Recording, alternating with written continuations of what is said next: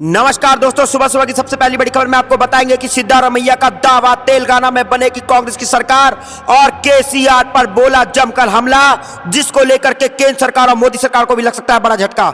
इसी प्रकार दोस्तों दूसरी बड़ी खबर में आपको बताएंगे कि मध्य प्रदेश विधानसभा चुनाव से दोस्तों बड़ी खबर आ रही है कि मतगणना को लेकर के कांग्रेस की राजनीतिक हो चुकी है तैयार और सभी 230 प्रत्याशियों को भोपाल बुला लिया गया है और 2 शिफ्ट में दी जा रही है ट्रेनिंग, जिसको लेकर के मध्य प्रदेश में भाजपा को लग सकता है बड़ा झटका। इसी प्रकार दोस्तों तीसरी बड़ी खबर में आपको बताएंगे कि मथुरा, अयोध्या और द्वारिका किसी के बाप की जागीर नहीं। आदित्य ठाकरे के यूपी दौरे पर बोले सांसद संजय राउत, जिसको लेकर के भाजपा को लगी है मिर्ची। इसी प्रकार दोस्तों चौथी बड़ी खबर में आपको बताएंगे कि दिल्ली कांग्रेस ने किया भाजपा सरकार के खिलाफ प्रतिज्ञा रैली का आयोजन, केंद्र सरकार के खिलाफ की नारेबाजी। इसी प्रकार दोस्तों पांचवी बड़ी खबर में आपको बताएंगे कि संविधान लोकतंत्र को बचाने के लिए भाजपा को हराना है जरूरी। भाजपा जो है वो पिछड़े, दलित और अल्पसंख्यकों का छीन रही है हक। अखिलेश यादव ने उत्तर प्रदेश में भाजपा पर उठा दिया बड़ा प्रश्न। जी हां दोस्तों, यहां पर अखिलेश यादव ने भाजपा को घेरते हुए साफ साफ बोल दिया है, लोकसभा चुनाव 2024 में संविधान को बचाने के लिए भाजपा को हराना जरूरी हो गया है। दोस्तों आपको क्या लगता है कि 2024 में किसकी सरकार बनने जा रही है? आप हमें कमेंट में जरूर बताइएगा, इस वीडियो को लाइक जरूर करिएगा और दोस्तों ऐसे ही खबर के लिए चैनल को सब्सक्राइब करके रख लीजिएगा। और दोस्तों लोकसभा चुनाव में अगर आप भी इंडिया गठबंधन के साथ खड़े हैं तो कमेंट में इंडिया जरूर लिखिएगा। रुक करते हैं पहली खबर की तरफ। सिद्धारमैया का दावा, तेलंगाना में बनेगी कांग्रेस सरकार, केसीआर पर बोला जमकर हमला। जी हां दोस्तों, आपको पता चले कि तेलंगाना में विधानसभा चुनाव जारी है। कर्नाटक के बाद तेलंगाना में भी जीत के लिए कांग्रेस जोर लगा रही है। इसी बीच कर्नाटक के मुख्यमंत्री सिद्धारमैया ने कहा कि कांग्रेस अब तेलंगाना में जीत दर्ज कराने जा रही है। जी हां दोस्तों, कांग्रेस राज्य में सरकार बनने जा रही है और कांग्रेस राज्य में लोगों से की गई गारंटियों को लागू करेगी। अब तो केसीआर सरकार खोने वाले हैं। जी हां दोस्तों, यहां पर सिद्धारमैया ने रविवार को प्रेस कॉन्फ्रेंस किया। इस दौरान उन्होंने बीआरएस द्वारा कर्नाटक में चुनावी वादों को पूरा न करने का आरोप के बारे में कहा कि विपक्षी दल सिर्फ आरोप लगाते हैं, सभी आरोप झूठे हैं। बीआरएस झूठ बोल रही है, केसीआर भी झूठ बोल रहे हैं। मैंने केसीआर को कर्नाटक आकर दस्तावेज देखने के लिए बुलाया था, अब वह नहीं आए तो क्या कर सकते हैं? अब वह लोगों से क्यों झूठ बोल रहे हैं, मुझे समझ नहीं आता है। उन्होंने आगे कहा कि कांग्रेस 100% तेलंगाना की सत्ता में आएगी, हम अपनी गारंटियों को तेलंगाना में भी लागू करेंगे। सिद्धारमैया ने आगे कहा कि धोखा देने का कोई मतलब नहीं है, कांग्रेस ने कभी भी लोगों को धोखा नहीं दिया है। कर्नाटक की अर्थव्यवस्था बहुत अच्छी और मजबूत है, हमने कर्नाटक से भी चुनावी वादों को पूरा किया है। तो दोस्तों यहाँ पर बुरी तरीके से भाजपा को घेर लिया गया है तेलंगाना में और सिद्धारमैया का दावा है कि तेलंगाना में भी बनने जा रही है कांग्रेस की सरकार और इसी के साथ 5 राज्यों में 3 दिसंबर को कांग्रेस की सरकार 4 दिसंबर में जीत जाएगी और आपको सारे चुनाव के बारे में बताएंगे। लेकिन उससे पहले दोस्तों आप अभी इस वीडियो को लाइक और चैनल को सब्सक्राइब करके रख लीजिए। रुक करते हैं अगली खबर की तरफ। मध्य प्रदेश विधानसभा चुनाव से दोस्तों बड़ी खबर आ रही है कि मतगणना को लेकर के कांग्रेस की रणनीति हो गई है तैयार। सभी 230 प्रत्याशियों को भोपाल बुला लिया गया है और 2 शिफ्टों में ट्रेनिंग जारी है। जी हां दोस्तों, आपको बताते चलें कि मध्य प्रदेश विधानसभा चुनाव प्रक्रिया के तहत 17 नवंबर को हुए मतदान के बाद अब कांग्रेस का पूरा फोकस मतगणना पर आकर टिका है। मतगणना में किसी भी प्रकार की कोई परेशानी ना हो, इसके लिए कांग्रेस ने आज राजधानी भोपाल में पाठशाला का आयोजन किया है। इस पाठशाला में प्रदेश के सभी 230 कांग्रेस प्रत्याशियों को बुला लिया गया है। इस दौरान सभी प्रत्याशियों को ट्रेनिंग दी जा रही है कि मतगणना के दौरान कैसे सावधानी बरतनी है। जी हां दोस्तों, आपको बता दें कि यहां पर मध्य प्रदेश में चुनाव हो चुका है, लोग ने अपना वोट दे दिया है और वोट जो है वो ईवीएम मशीन में कैद है। लेकिन अब जितनी भी नजरें हैं कांग्रेस पार्टी की 230 पे सारी सीटों पर नजरें हैं कि वहां पे मतगणना जो है वो शांतिपूर्वक हो और सही से हो, क्योंकि मतगणना में अगर ऊपर नीचे कुछ हो गया तो सत्ता पलट सकती है। दोस्तों आपको क्या लगता है कि कैसे होने जा रही है मतगणना? और 4 दिसंबर को, सॉरी दोस्तों 3 दिसंबर के शाम में बोले या 4 दिसंबर को सुबह सुबह पता लग जाएगा कि मध्य प्रदेश में किसकी सरकार बनने जा रही है। आपको क्या लगता है कि मध्य प्रदेश में किसकी सरकार बनेगी? कमेंट जरूर बताइएगा, इस वीडियो को लाइक जरूर करिएगा। रुक करते हैं अगली खबर की तरफ। मथुरा, अयोध्या और द्वारका किसी की जागीर नहीं। आदित्य ठाकरे के यूपी दौरे पर बोले संजय राउत। जी हां दोस्तों, हम आपको बता चलें कि शिवसेना नेता आदित्य ठाकरे ने मथुरा दौरे पर हैं। शिवसेना सांसद संजय राउत ने कहा, मथुरा, अयोध्या और द्वारिका किसी की जागीर नहीं है। हम एक हिंदू पार्टी हैं। हमारी पार्टी के कई लोग कार्यकर्ता भी मथुरा गए हैं। मीडिया से बात करते हुए आदित्य ठाकरे ने कहा, आज मैं मथुरा पूजा करने जाऊंगा।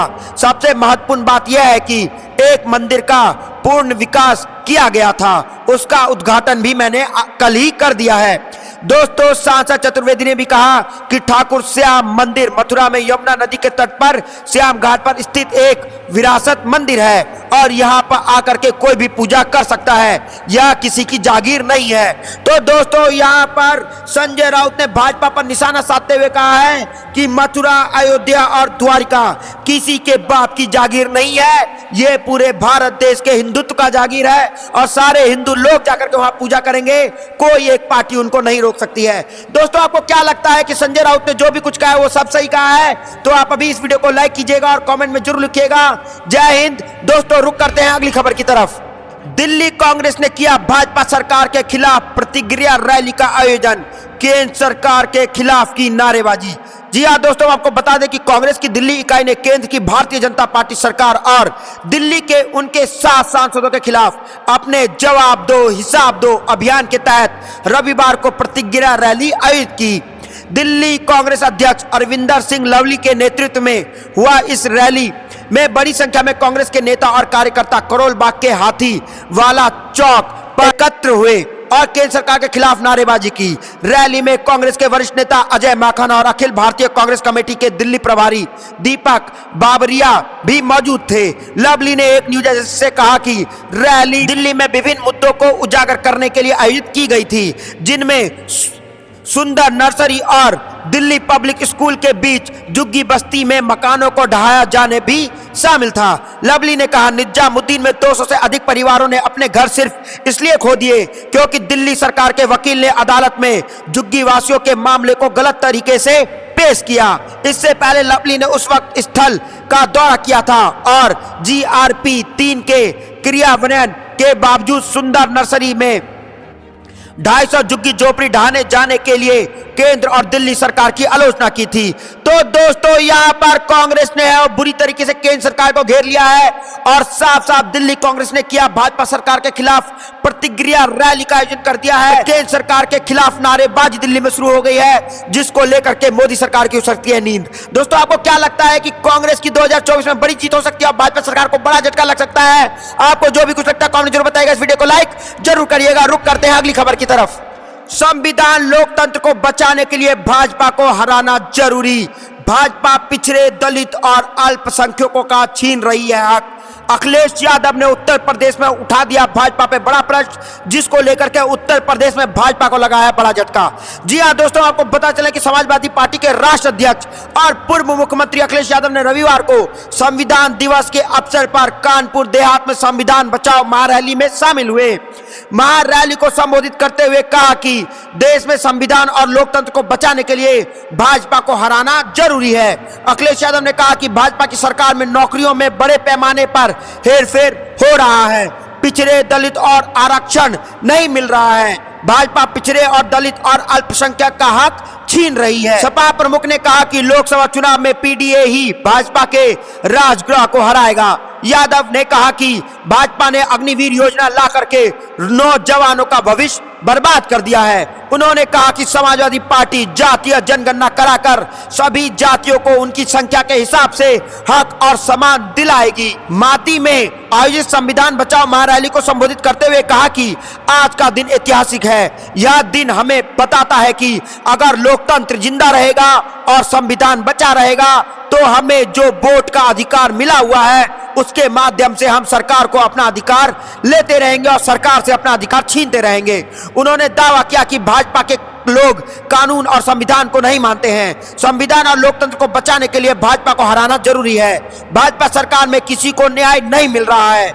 इस रैली का आयोजन कानपुर देहात अकबरपुर लोकसभा क्षेत्र से पूर्व सांसद आजम रामपाल के लिए किया गया था। तो दोस्तों, यहाँ पर उत्तर प्रदेश में अखिलेश यादव ने भाजपा सरकार को घेर लिया है और साफ साफ भाजपा सरकार पर प्रश्न उठाते देरी अखिलेश यादव ने कहा है कि संविधान लोकतंत्र को बचाने के लिए भाजपा को 2024 में में जो है वो हराना जरूरी है, क्योंकि भाजपा जो है वो पिछड़े, दलित और अल्पसंख्यकों का जो है वो हक छीन रही है। दोस्तों, आपको क्या लगता है कि अखिलेश यादव ने जो भी कुछ कहा वो सब सही कहा है? तो आप हमें कमेंट में जरूर बताइएगा। इस वीडियो को लाइक जरूर करिएगा। रुक करते हैं अगली खबर की तरफ। विधानसभा चुनाव का रिजल्ट आने के एक दिन बाद से शुरू होगा संसद का शीतकालीन सत्र। जोरदार हंगामा के हैं आसार।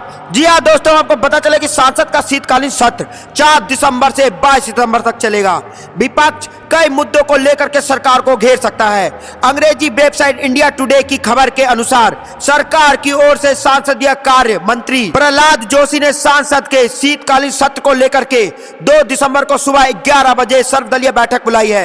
हालांकि सर्वदलीय बैठक सत्र शुरू होने के एक दिन पहले बुलाई जाती है, लेकिन इस बार 3 दिसंबर को 5 राज्यों में वोटिंग की गिनती के कारण इसे एक दिन पहले बुला लिया गया है। जानकारों की माने तो विधानसभा चुनाव के नतीजों का शीतकालीन सत्र पर बड़ा असर देखने को मिल सकता है, क्योंकि सरकार प्रमुख विधायकों को पारित करने का प्लान तैयार कर चुकी है। बताया जा रहा है कि टीएमसी सांसद महुआ मोइत्रा के खिलाफ कैश फॉर क्वेरी आरोप पर आचार समिति की रिपोर्ट सांसद के शीतकालीन सत्र के दौरान लोकसभा में पेश किया जा सकता है। तो दोस्तों, यहां पर विधानसभा चुनाव के रिजल्ट आने के एक दिन बाद से शुरू होगा संसद का शीतकालीन सत्र, जिसको लेकर के शीतकालीन सत्र में जो है वो जोरदार हंगामा के आसार हैं और विपक्ष जो है वो केंद्र सरकार कहें या फिर मोदी सरकार को घेर सकते हैं।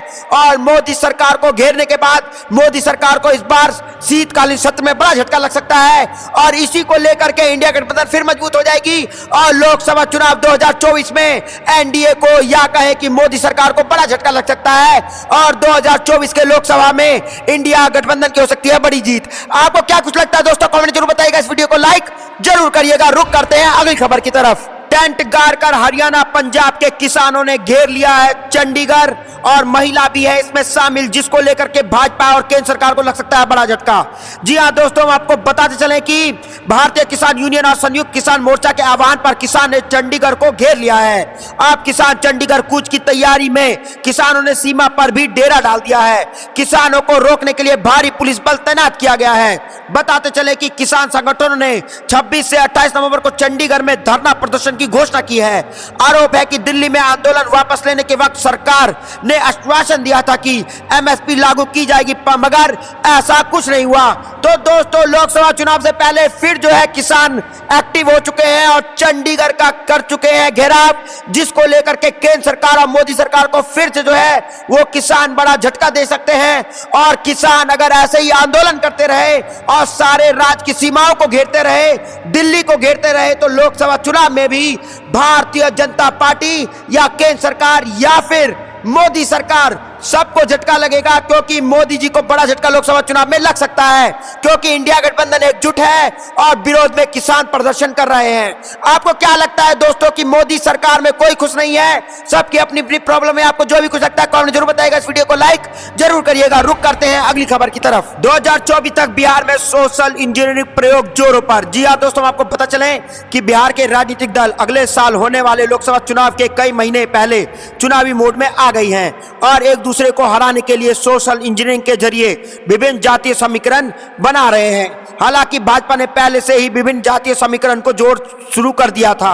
अब जनता दल और राष्ट्रीय जनता दल ने भी ऐसा ही करना शुरू कर दिया है और उन पार्टियों के वोट बैंक में सेंध लगाने की कोशिश कर रही है जो राष्ट्रीय जनतांत्रिक गठबंधन की घटक है। राजद यहाँ भी चाहता है कि उसके मूल वोट बैंक, जिसमें यादव और मुस्लिम शामिल हैं, के अलावा समाज के सभी वर्गों के लोग उन्हें वोट दें। उनकी नजर भूमिहार विरोधी वोटों और भूमिहार जाति के वोटों पर भी है। हालांकि बिहार के पहले मुख्यमंत्री श्री कृष्ण सिंह की जयंती पर राजद प्रदेश मुख्यालय में एक भव्य कार्यक्रम का आयोजित किया गया था, जिसमें पार्टी के कई वरिष्ठ नेता और राज्य के मंत्री शामिल हुए थे। तो दोस्तों, यहाँ पर आप बिहार में जो है वो बड़ा राजनीतिक हेरफेर चलना शुरू हो चुका है और 2024 तक बिहार में सोशल इंजीनियरिंग प्रयोग जोरों पर चलने वाला है, जिसको लेकर के बिहार में जो है वो भाजपा को लोकसभा चुनाव में बड़ा झटका लग सकता है और इंडिया गठबंधन की जीत हो सकती है। दोस्तों, आपको क्या लगता है लोकसभा चुनाव 2024 में किसकी जीत होने जा रही है? कमेंट जरूर बताइएगा। इस वीडियो को लाइक जरूर करिएगा। जय हिंद, जय भारत।